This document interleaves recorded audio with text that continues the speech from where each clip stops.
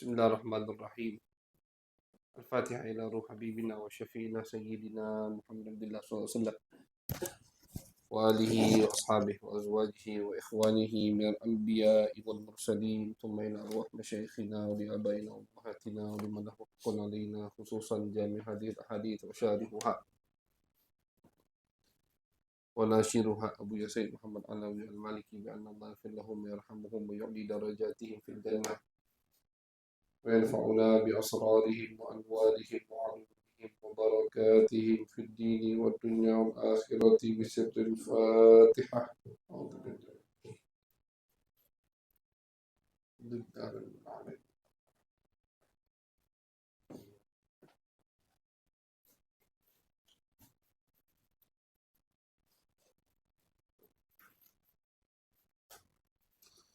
بسم الله الرحمن الرحيم. وبسند المتصل إلى المؤلف رحمه الله تعالى ونفعنا به وبعلومه وبعلوم شيخنا وبعلوم سائر الصالحين في الدارين آمين، إلى أن قال: وكان رسول الله صلى الله عليه وسلم إذا نظر وجهه في المرآة قال: الحمد لله الذي سوى خلقي فعدله وكرم صورة وجهي فحسنها وجعلني من المسلمين.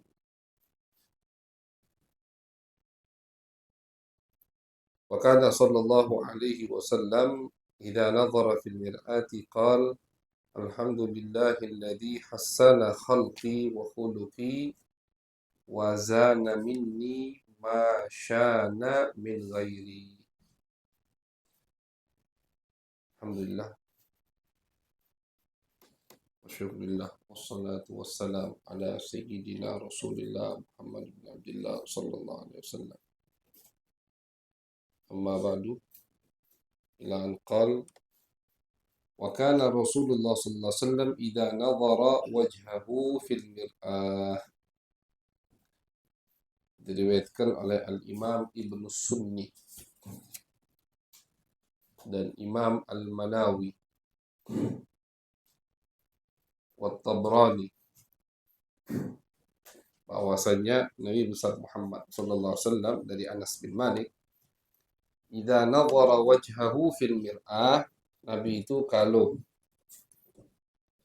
melihat muka beliau di kaca, artinya lagi berkaca.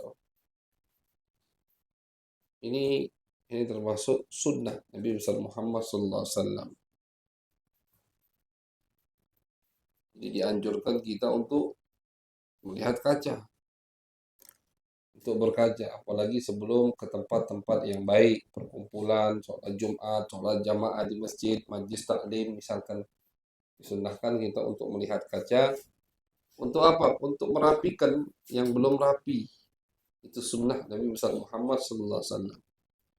Bahkan disebutkan oleh sebagian sahabat, Nabi itu pernah cepat-cepat beliau pengen keluar dari rumah, ada tamu, beliau tidak menemukan kaca, beliau mengaca di pantulan air,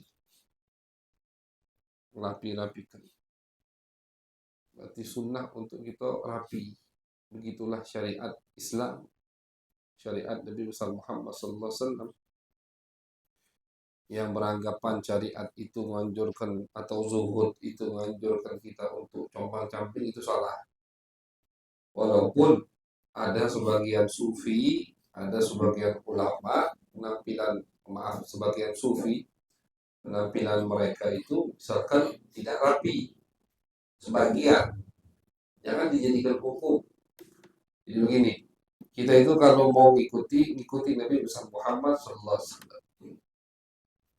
Bukan kita ikuti misalkan apa yang dilakukan oleh wali fulan, bukan. Apa yang dilakukan oleh seorang wali itu belum tentu boleh kita ikuti. Apa yang dilakukan oleh seorang wali, apa yang dilakukan oleh seorang alim itu belum tentu boleh kita ikuti. Belum tentu. Kita lihat ada wali pakaiannya compang-camping. Oh, aku ingin niru dia compang-camping. Salah.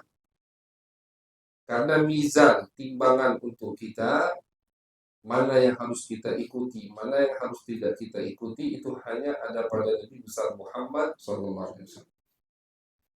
Dari semua perilaku kita, dari semua yang berkaitan dengan kita, dari penampilan, dari pakaian, tingkah laku, adab, semua itu mizan kita, kacamata kita harus kepada Nabi besar Muhammad Sallallahu Alaihi Wasallam. Karena tadi yang dilakukan Nabi itu pasti bagus untuk kita lakukan. Apa yang ada pada diri Nabi Muhammad itu pasti itulah yang terbaik untuk kita. Laqad kana lakum fi Rasulillahi uswatun hasanah. Bahkan sampai-sampai ulama mengatakan kalau misalkan umpama itu khusus untuk Nabi, pasti ada keterangan dari Nabi Muhammad SAW. Nah, mungkin Nabi melakukan satu hal yang mana hal tersebut tak boleh kita ikuti, Nabi diam, tak mungkin. Pasti ada arahan dari Nabi, ini khusus untuk aku. Di Al-Quran Allah menceritakan ketika perempuan menghibahkan dirinya kepada Nabi. Perempuan boleh menghibahkan dirinya kepada Nabi tanpa minta setuju dulu dari walinya, boleh. Dan kalau Nabi terima, maka dia jadi barang atau milik Nabi Muhammad SAW. Ketika Allah menyebutkan ayat ini, Allah tutup dengan kalimat khalisatan laka min dunil mu'minin. Kata Allah, ini khusus untuk kamu wahai Muhammad, bukan untuk manusia selain diri. Nah, boleh. Istri paling banyak 4, masna wa thulatha wa rubah.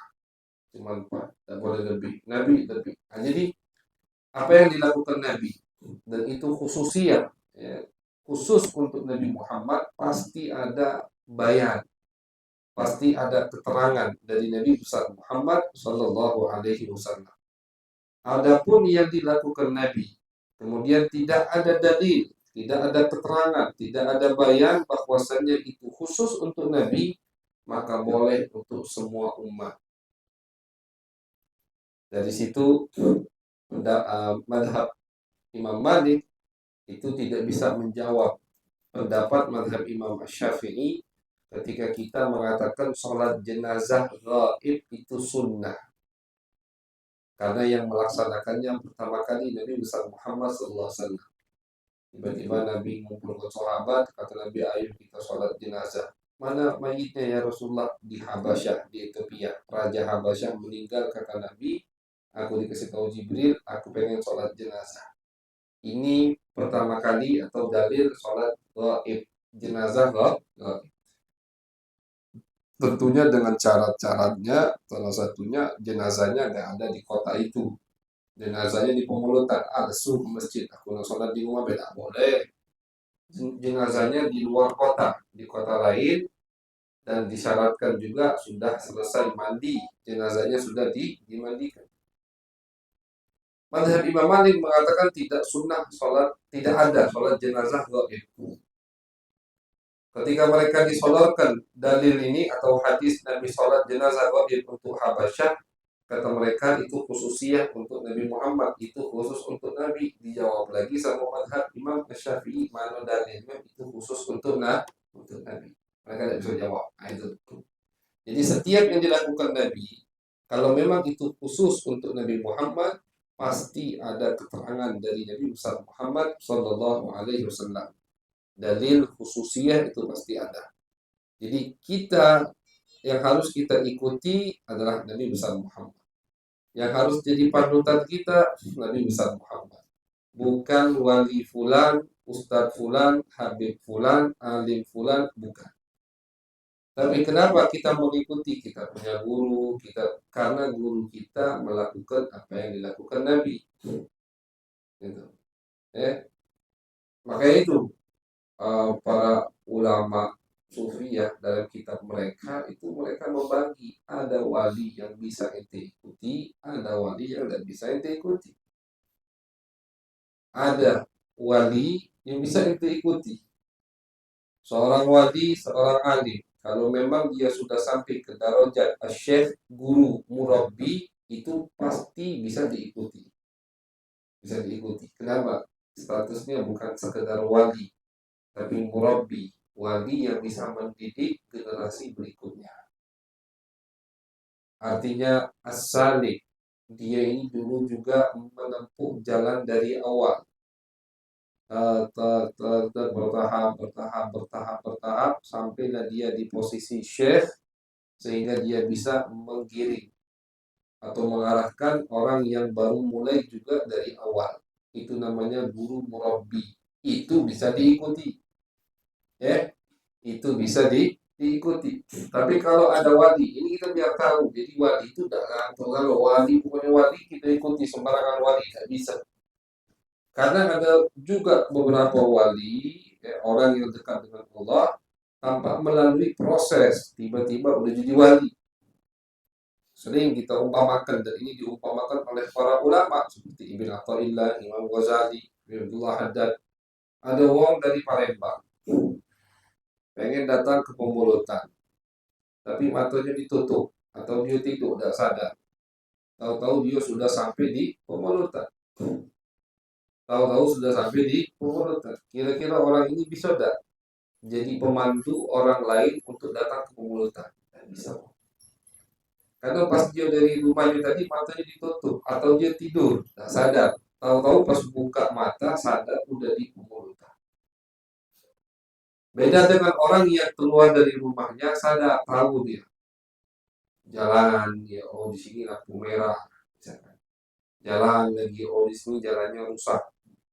Jalan lagi, oh di sini macet. Jalan lagi, oh di sini banyak orang yang melawan arah, misalkan. Jalan lagi, oh di sini banyak mobil besar. Sampailah dia ke Pemulutan. Ini orang bisa balik lagi ke Palembang untuk bawa orang lain nyampe ke Pemulutan. Seperti itu para aulia. Ada wali itu yang majdzub. Majdzub itu isim maf'ul dari jadzaba.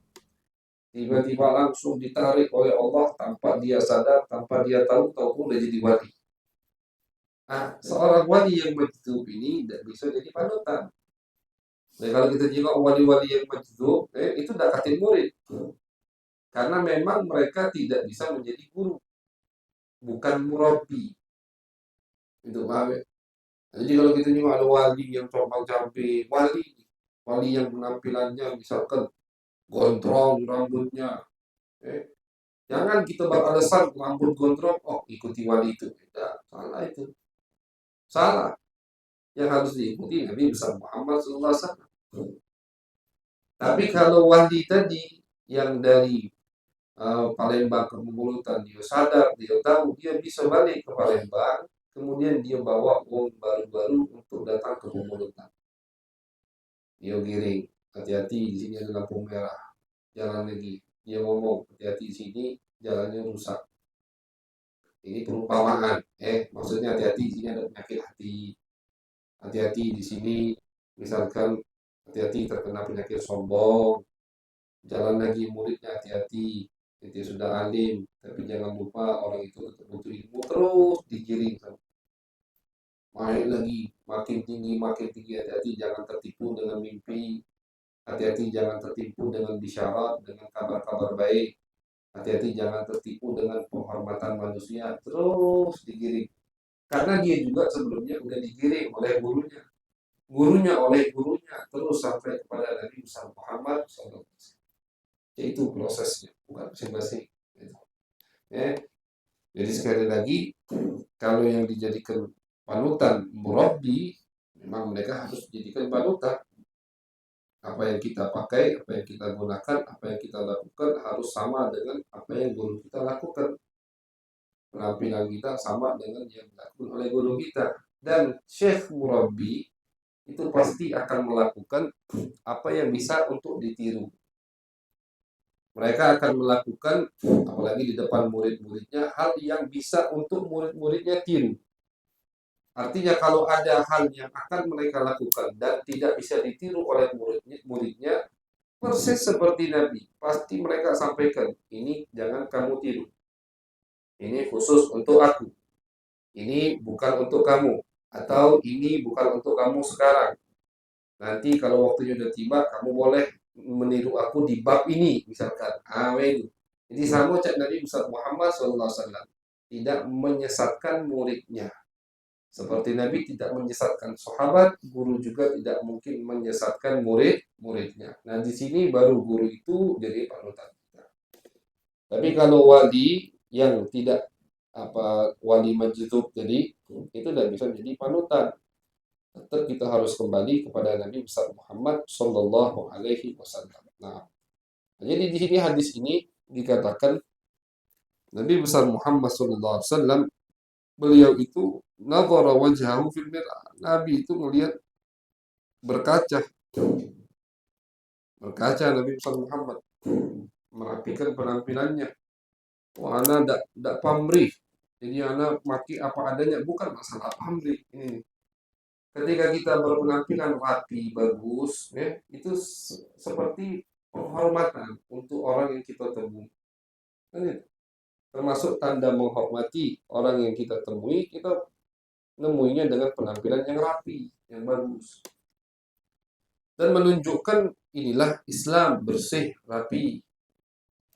Apalagi kalau kita nemui orang yang misalkan yang punya jabatan, punya harta, menunjukkan kita tidak butuh dengan harta kamu. Jadi kadang sengaja para aulia, para ulama itu mereka berpenampilan yang mewah untuk menunjukkan bahwasanya kami merasa cukup, tidak butuh dengan duit kamu. Istilahnya itu. Kehidupan kami berkecukupan. Kami tidak butuh minta-minta. Kami tidak butuh makan dengan duit minta-minta. Kami itu. Ya, bahkan kadang mereka ada yang berpenampilan bagus, rapi, karena tadi untuk memuliakan ilmu mereka agar tidak ustadz miskin. Nah, ustadz juga melok maju istilahnya itu. Nah, jadi kadang kalau kita melihat ada seorang alim, bahasa kita necis, penampilannya necis, bagus terus dia kalau pakai baju, misalkan ustadz itu. Jangan kita seuzon langsung ustadznya bodohnya. Kan sekarang itu kok. Dikit-dikit langsung ustadznya bodohnya. Bajunya bagus terus, mobilnya ganti terus, HP-nya ganti terus, misalkan itu Ustadz Obud. Nah, mereka itu kadang niatnya itu untuk apa? Untuk ngomong jadi memberikan sinyal kepada yang mereka temui, kami merasa cukup. Dan inilah cara kami memuliakan ilmu kami. Abu Yazid Muhammad itu paling memuliakan ilmu. Beliau pakaiannya itu bagus. Beliau itu punya kan baju khas Mesir punya, baju khas Turki punya, baju khas ini punya. Bahkan jubah itu sampai puluhan. Oh ini bid'ah, dan seperti sahabat jubahnya cuma dua. Lain. Ini mobilnya mewah beliau kalau keluar ke majelis beliau dengan penampilan seperti raja. Maki mama itu rapi, tidak kalah tidak rapi. Bahkan beliau itu kalau maki mama duduk, karena beliau tidak sanggup lagi tegak lama-lama. Muridnya yang murtad ke kepalanya. Beliau cuma lihat kaca begitu. Dan rapi dikit, bongkar. Kadang satu murid-murid itu sampai setengah jam maki. Imamnya itu, imamnya 12 meter. Panjang imamnya. Jadi maki itu kadang habis setengah jam. Dan rapi, pulang, pulang. Apa niat beliau itu tadi? Menghormati ilmu, menghormati hadis yang beliau miliki. Jadi ketika beliau meriwayatkan hadis, beliau menghormati hadis yang beliau miliki. Itu syariat, itu agama, itu apa yang dilakukan oleh Nabi besar Muhammad Sallallahu Alaihi Wasallam. Kalau kemudian Nabi kalau berkaca ada doanya, dan tapi jangan juga gitu nih berai sampai betinonya, lamun berkaca itu, tiap saat berkaca, tidak juga, ada tiap saat. Nabi selalu bawa kaca. Kemana-mana Nabi bawa kaca. Cuman ada waktu-waktu tertentu. Dan tidak menghabiskan waktu yang lain. Telat sholat, ngapa telat? Habis belandang. Telat majlis, ngapa telat? Habis belandang. Kan sunnah. Itu bukan sunnah, keladasan. Kalau kemudian beliau berkata doa ketika melihat mukanya di kaca. Alhamdulillahilladzi sawwa khalqi fa'addalah. Segala puji syukur kepada Allah yang telah menciptakan tubuhku, mukaku dengan sebaik-baiknya ciptaan. Alladzi khalaqaka fasawwaka fa'adalak. Ada ayatnya seperti itu. Wa karrama surata wajhi fahassanaha, dan memuliakan mukaku dan membuatnya indah.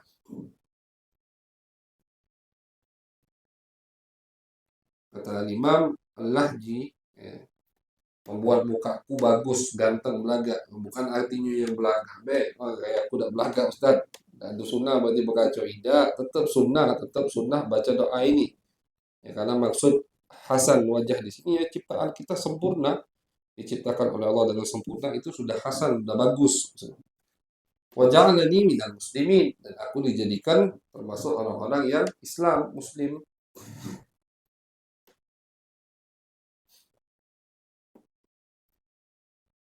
Wa kana sallallahu alaihi wasallam idza nadhara fil mir'ah, riwayat lain Nabi itu kalau melihat kaca, qala alhamdulillahilladzi hassana khalqi wa khuluqi.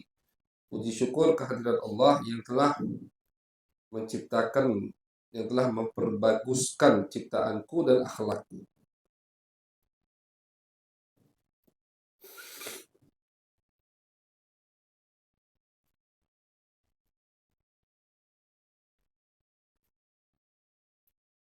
Jadi akhlakku, jadi ya karena kadang ya, ada wong mukanya bagus, akhlaknya tidak bagus, hilang bagus kayaknya itu.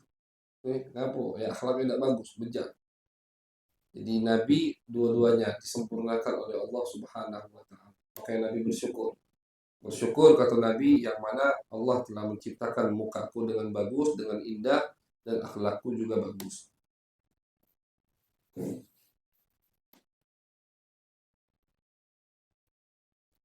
Wazana minni masyana min ghairi, dan Allah menghiasi diriku, memberikan aku hal-hal yang indah, itu yang menghiasi diriku dengan yang tidak ada pada orang lain.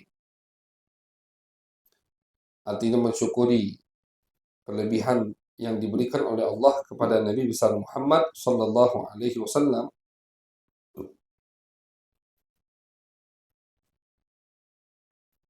Wa kana sallallahu alaihi wasallam yaqul, jadi itu dua riwayat doa tadi. Alhamdulillahilladzi sawwa khalqi fa'addalah wa karrama surata wajhi fahassanaha wa ja'alani minal muslimin. Itu doa pertama.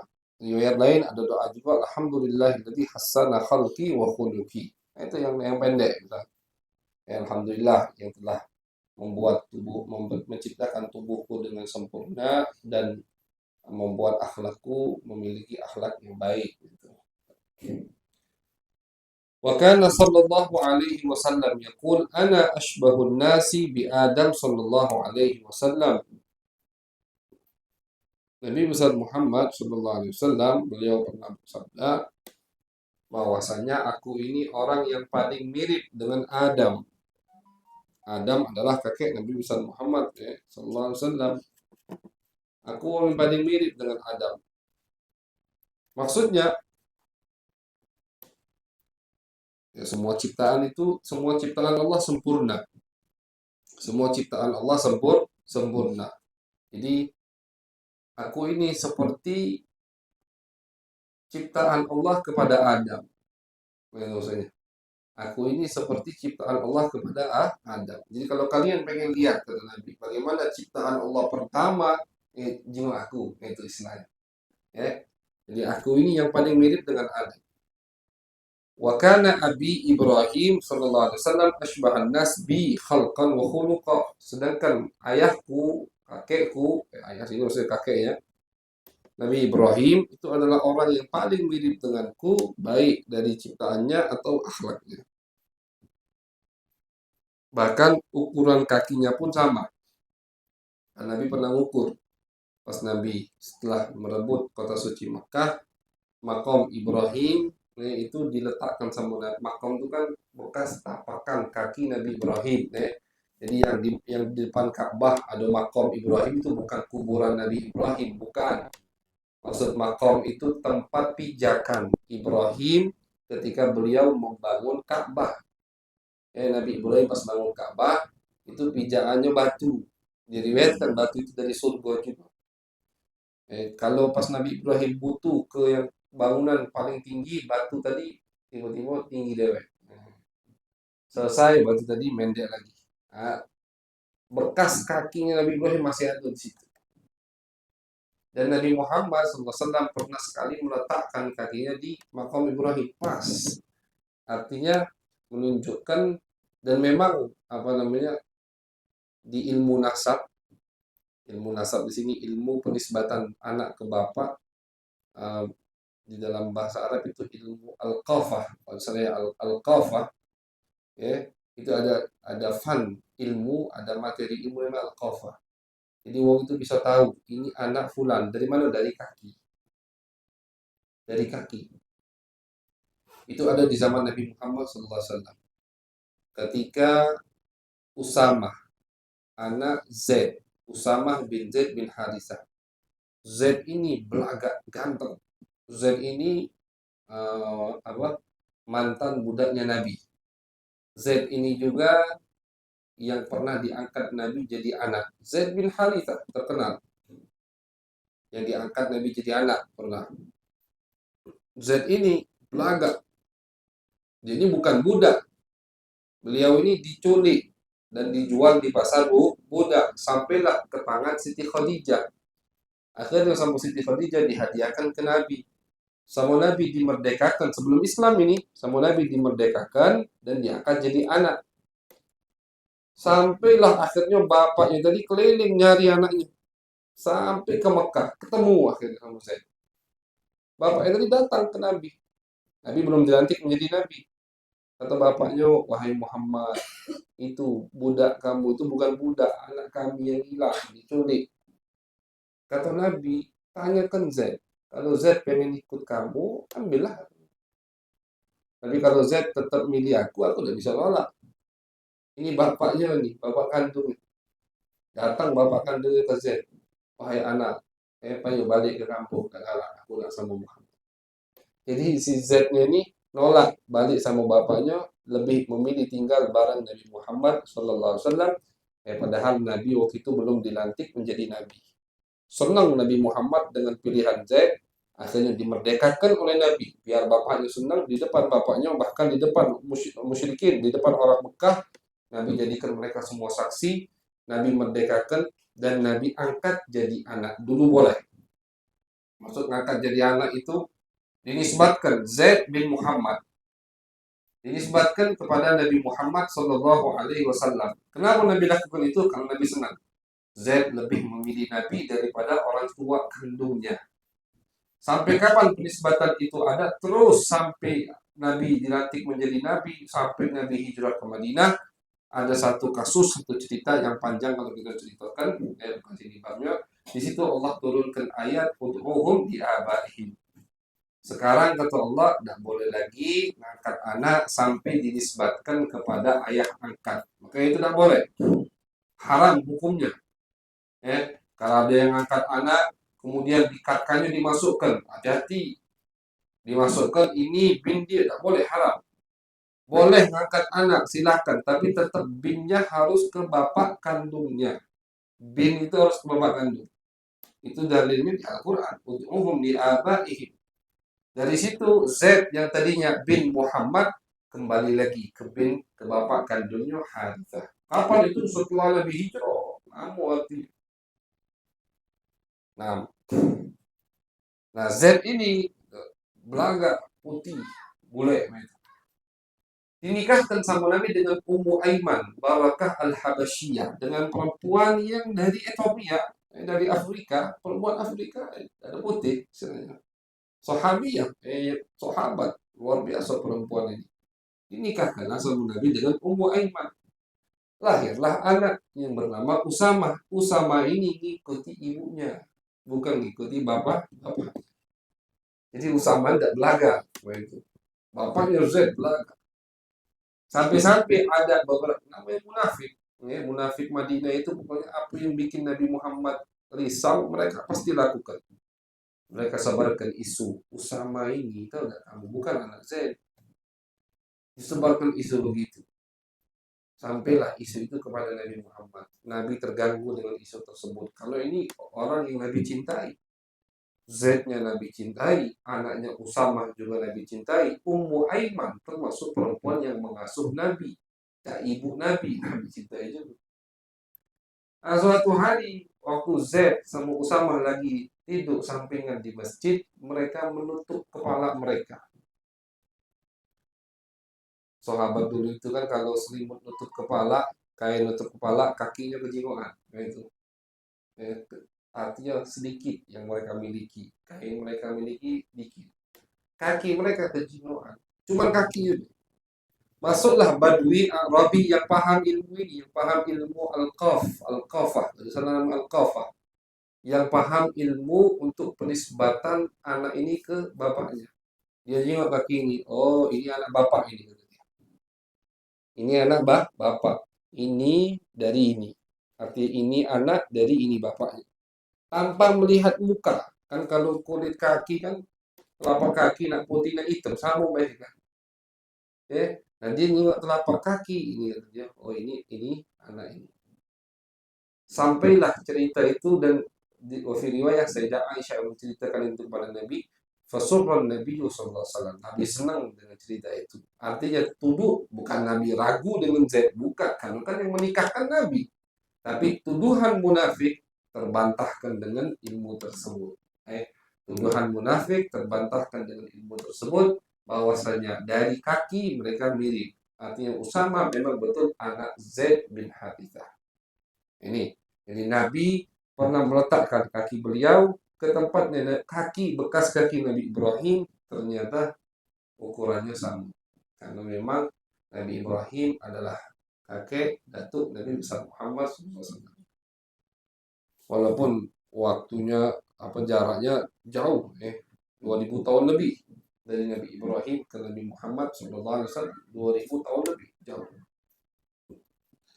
Nah, wa Jabir bin Abdullah radhiyallahu anhuma, dari sahabat Jabir bin Abdullah, anna Rasulullah sallallahu alaihi wasallam qala, kata Jabir, Nabi Muhammad pernah bersabda, "Urida 'alayya al-anbiya." Pernah dilihatkan kepadaku para nabi, baik di alam tidur atau ketika Nabi Isra Mi'raj. Nabi melihat mereka dengan muka mereka langsung, ya Allah melihat mereka dengan faida Musa alaihi salam darbun minar rijal ka'annahu rijal syanu'ah. Kata Nabi, ketika aku melihat Musa, Nabi Musa itu darbun minar rijal. Artinya Nabi Musa itu badannya itu di tengah-tengah, tidak kurus, tidak gemuk. Itu badan Nabi Musa. Ka'annahu min rijal syanu'ah. Seakan-akan Nabi Musa ini mirip dengan kelompok orang dari Syanu'ah. Syanu'ah ini kabilah yang ada di Yaman.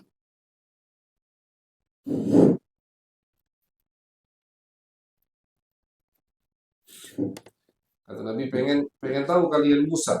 Musa itu seperti uang dari kabilah Yaman, Amerika itu.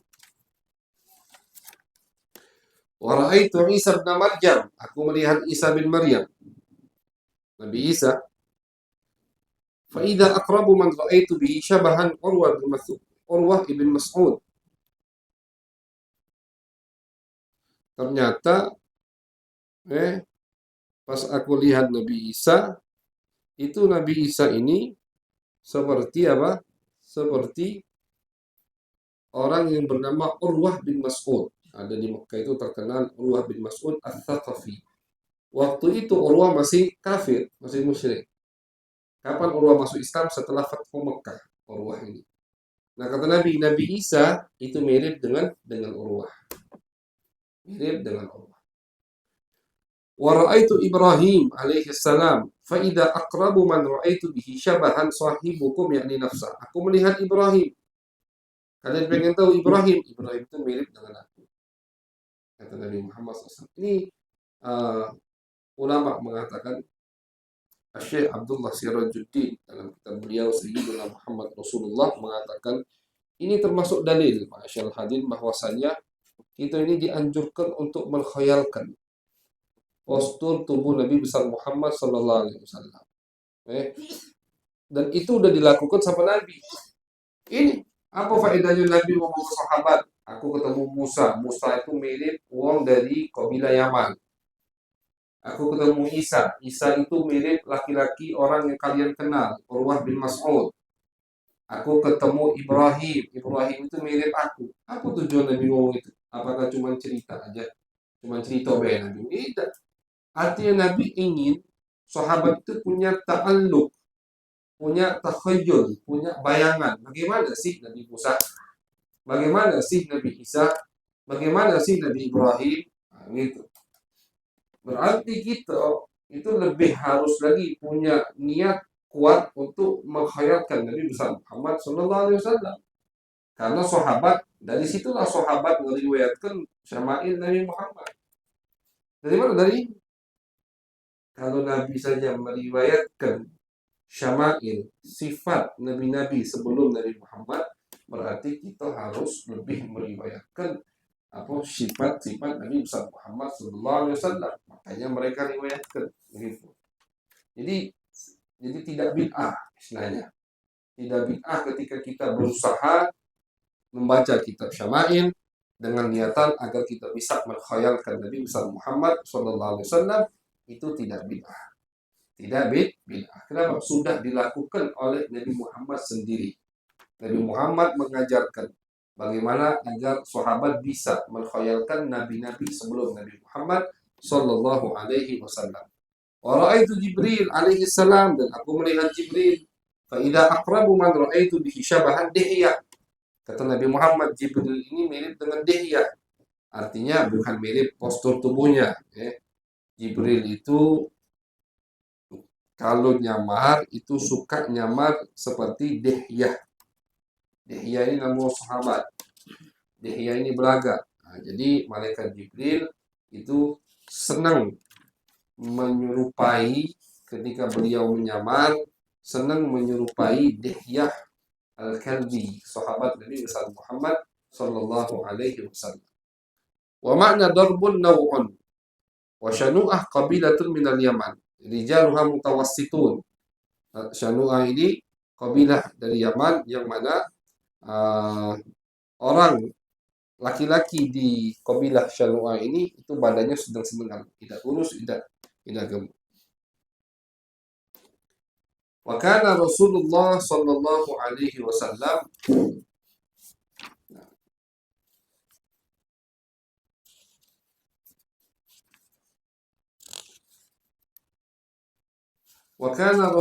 sallallahu alaihi wasallam wasi'ad dhahri. Nabi besar Muhammad sallallahu alaihi wasallam itu memiliki wasi'ad dhahr, memiliki bahu punggung yang lebar. Di riwayat sebelumnya yang pernah kita dengar, ba'id ma bainal mankibain, antara bahu Nabi kanan kiri itu jauh jaraknya, artinya lebar.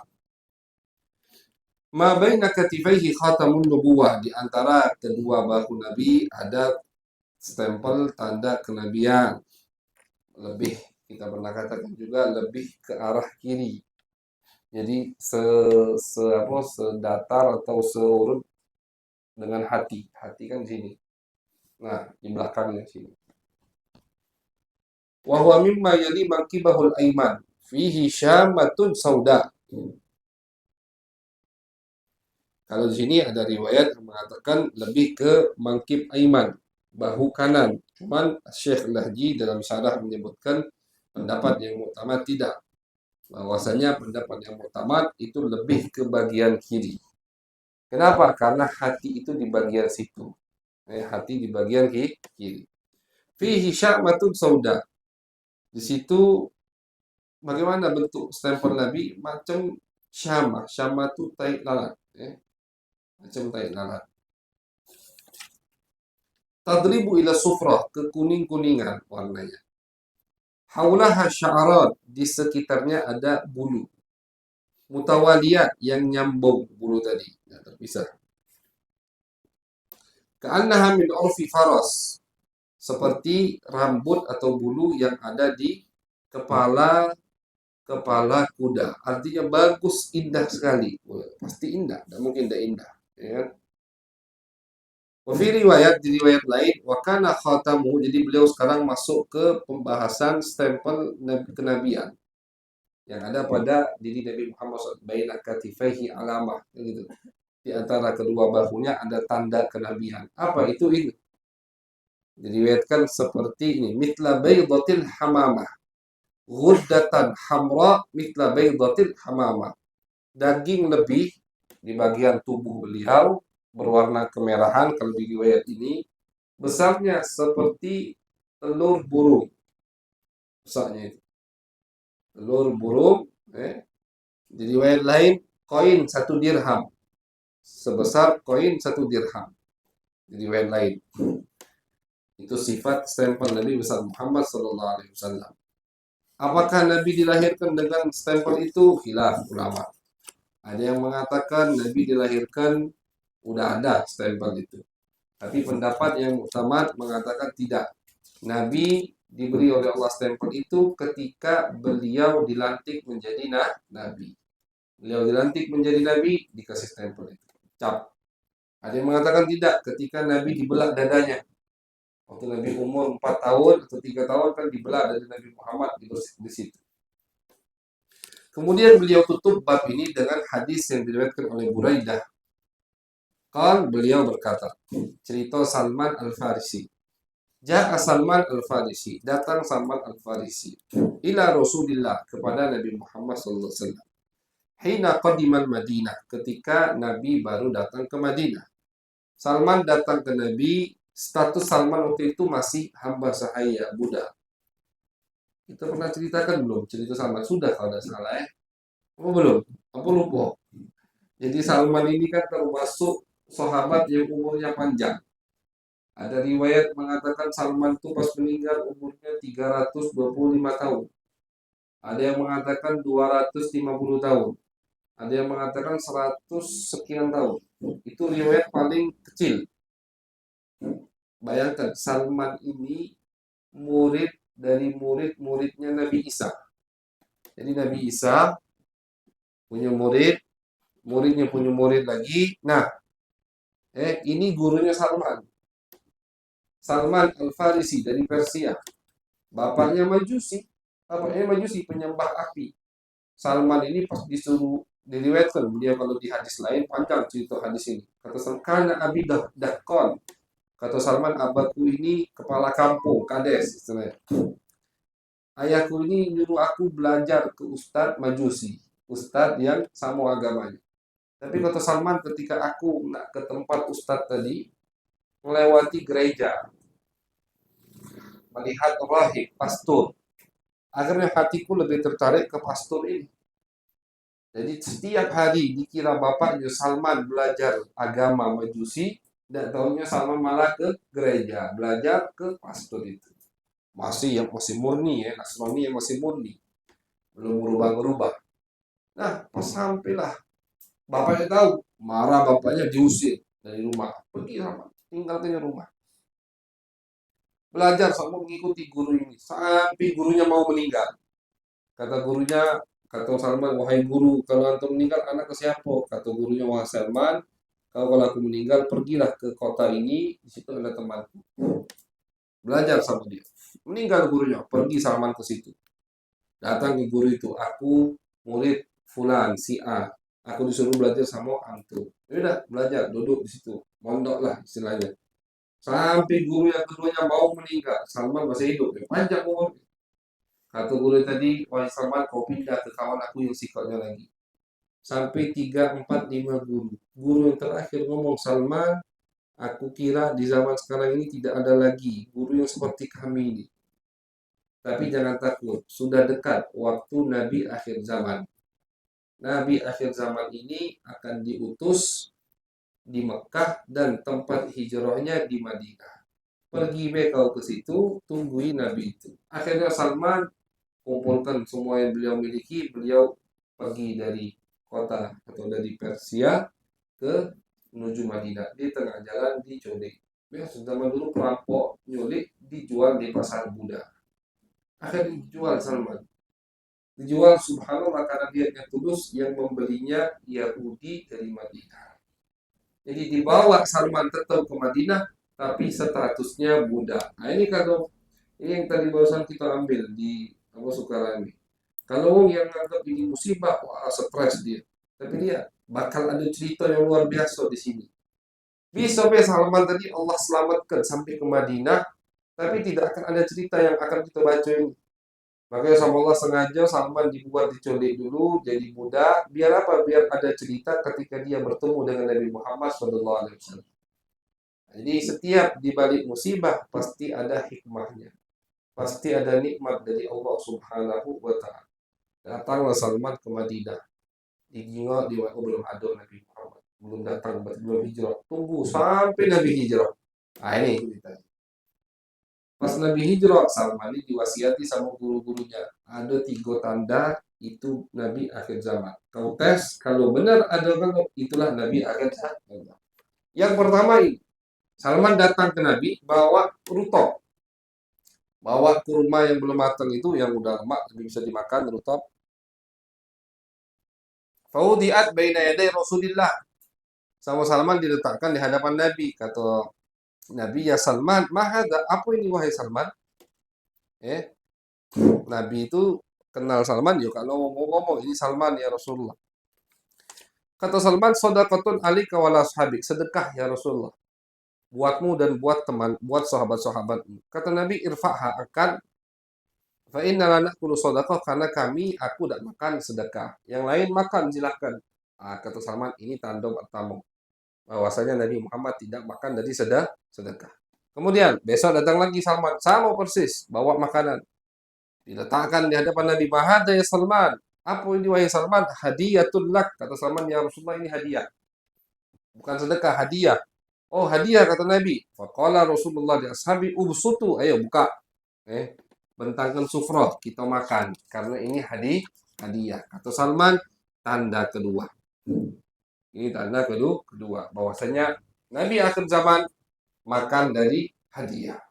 Tinggal tanda ketiga.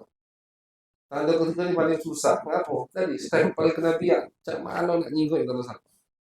Berusaha lah. Di sini tidak disebut. Akhirnya sampailah ada satu jenazah Nabi hadir. Nabi hadir di jenazah itu, Nabi duduk di pinggir kuburan melihat pemakaman, proses pemakaman. Salman dari pinggir, dari belakang, nak maju, ngintip man. Nabi tahu, dibaca sama Nabi Muhammad SAW. Akhirnya sama Nabi dibuka atau diturunkan serban Nabi Muhammad, baju bagian atas. Biar apa? Biar Salman bisa melihat Nabi, kok lah kata Nabi.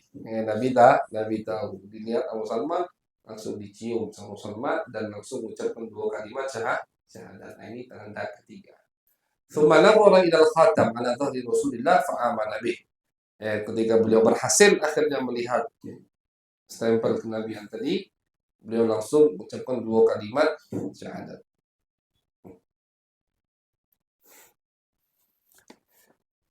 Wa kana lil yahud. Salman ini budak siapa? Budak Yahudi. Fashtarahu Rasulullah SAW bikada wa kada dirhaman. Kata Salman, ya Rasulullah, aku ni budak status aku. Kata Nabi, katib. Katib itu artinya kau tawar ke majikanmu berapa yang dia mau agar kau bisa dimerdekakan.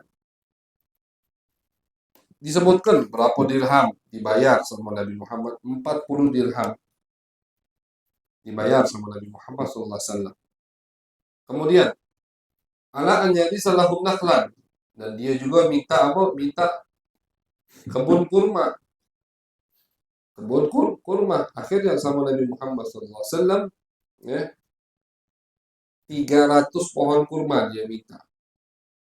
Di situ Nabi buka open donasi. Ainu akhakum, ayo kata Nabi, bantu yang punya rezeki lebih, bantu saudara kalian, kata Nabi Muhammad SAW. Ada yang dengan 50, ada yang dengan 30 bibit kurma, ada yang dengan 15, ada yang dengan berapa dirham. Pokoknya sahabat bantu kan. Di sini ta'awanu 'alal birri wat taqwa. Sekali lagi ini dalil buat ketika kita misalkan ngadu ke orang donasi buat pondok pesantren, buat masjid, ini dalil. Dalil yang pertama di peperangan Tabuk. Ini dalil kedua. Artinya saling apa? Bantu untuk proses dakwah Nabi besar Muhammad Sallallahu Alaihi Wasallam. Kita bantu. Karena ketika dia Muslim tapi statusnya budak, pasti terikat. Kalau agama, walaupun budak bebas untuk menentukan agamanya apa. Ketika harus iman kepada Allah, walaupun majikannya melarang, tetap wajib dia iman sama Allah. Cuman mau ikut majelis Nabi terhambat, dia budak, hamba sahaya, punya tugas-tugas majikan yang harus dia lakukan. Makanya kata Nabi harus merdeka Salman. Yang mana caranya harus merdeka? Bantu Salman biar dia merdeka. Dibantu sama sahabat. Fala Rasulullah SAW Nabi sendiri yang menanam apa bibit kurma tadi. Illa nakhlatan wahidah, kecuali satu kurma. Gharasaha Umar, Sayyidina Umar bantu diam-diam. Kalau Sayyidina bayangkan 300 Nabi dewek yang nanam dengan tangan beliau. Sayyidina Umar lihat Nabi, ya Allah, kesian Nabi. Di samping beliau ada sikok, jadilah sikok bantu. Lihat Sayyidina Umar. Bukan lancar, lihat bagaimana niatnya untuk membantu Nabi Muhammad SAW. Cuma bisa sikok, jadilah sikok. Yang penting aku bantu Nabi. Sikok cuma. Tanggung, tinggal sikok. Biarlah Nabi sekalian. Kan beda. Pikiran orang hebat baca itu. Tidak bisa aku banyak bantu, sedikit jadilah. Tidak bisa tidak bisa bantu 10 batang aku tanam, sikok jadilah. Yang penting adil dalam meringankan beban Nabi besar Muhammad SAW. Ditanam sama Sayyidina Umar. Tapi ternyata, kenapa Nabi niatnya menanam dengan tangan beliau sendiri? Agar ada mukjizat. Tahun itu juga kurmanya berbuah. Kurma itu tidak cepat. Ya. Kalau sawit baik berapa tahun baru berbuah, kan itu. Ya, kurma baru berbeda, itulah lama berbuah. Tapi yang ditanam Nabi tadi, tahun itulah langsung kecuali satu kurma itu yang ditanam oleh Sayyidina Umar. Datanya karena Sayyidina Umar yang nanam, kan Nabi masya'nu hadhihi nakhlah. Kata Nabi, ngapa ini tidak tumbuh sedangkan yang lain tumbuh? Kata Sayyidina Umar, ya Rasulullah, ana Rasulullah, aku yang nanam ya Rasulullah, aku Sayyidina Umar. Pantesan kata Nabi, panaza'aha, dicabut sama Nabi karena di situ ada arti mukjizatnya. Fagharsaha, ditanam lagi sama Nabi Muhammad SAW. Fahamalat min amiha, maka di tahun berikutnya baru kurma itu berbuah. 300 kurma, 300 pohon kurma dan 400 dirham. 300 pohon kurma dan 400 dirham yang ditebus oleh Nabi besar Muhammad SAW untuk apa? Untuk membebaskan Salman Al-Farisi. Cuma kita belum ketemu ini. Lagi kita cari apakah ini kurma ini ajwa itu yang ditanam oleh tangan Nabi Muhammad SAW. Allah a'lam. Kita cari. Kata Salman, itu yang ditanam sama Nabi, tidak ada bibit yang mati.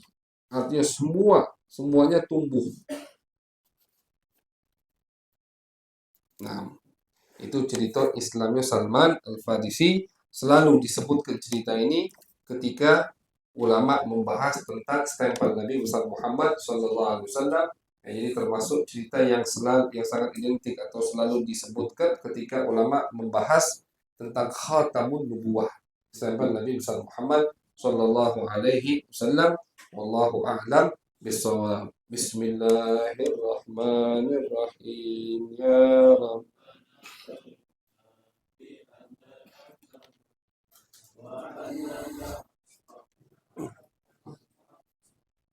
Fatum alaina taubat taghfir.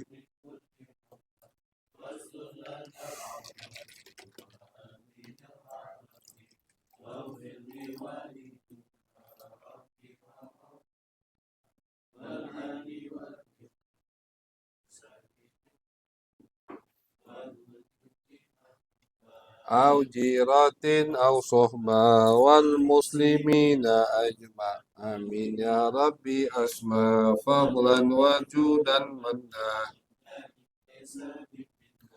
بالمصطفى الرسول نحظى بكل صولي عليه عد الحب آله وصحبه تالتاش الصحب